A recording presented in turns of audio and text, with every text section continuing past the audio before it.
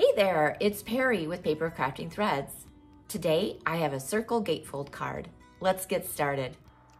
I have a Poppy Parade card base measuring 5.5 by 6 3/8 inches, and I scored it on the long side at 2 1/8 inches. After folding and burnishing my score line, I added a piece of trusty Toolbox DSP measuring 1 7/8 by 5 3/8 inches. I added a 1 inch by 5 3/8 inch strip of the graph pattern to a piece of crushed curry measuring 4 1/8 by 5 3/8. I die cut a saw blade from Pebbled Path using the second largest circle from the deckled circle dies. I used a T-square set at 2.5 inches on some grid paper to find the center of my 5-inch circle. I marked a dot in the center. I used the grommet die from the perennial postage set to cut the circle in the center of my saw blade. I put the cutting plate only over part of it as I did not want the other small circle to cut. I used one of the grunge stamps from Art and Texture to add Pebbled Path ink that was stamped off several times.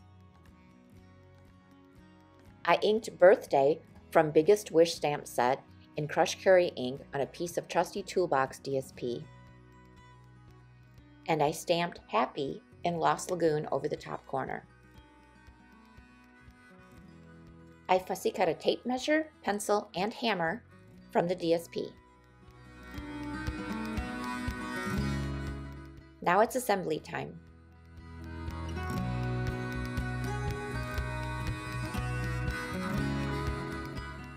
I used a pencil to mark where I wanted the saw blade to fold. Then I scored from pencil mark to pencil mark.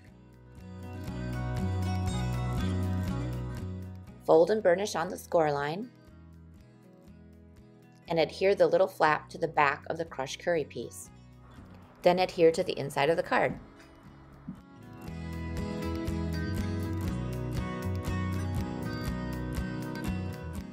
I added dimensionals to the back of the sentiment and rolled up glue dots to the back of the pencil and the hammer. Then I layered everything on the front of the card.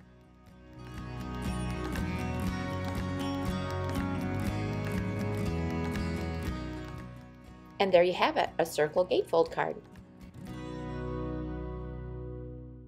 For written instructions, visit my blog at.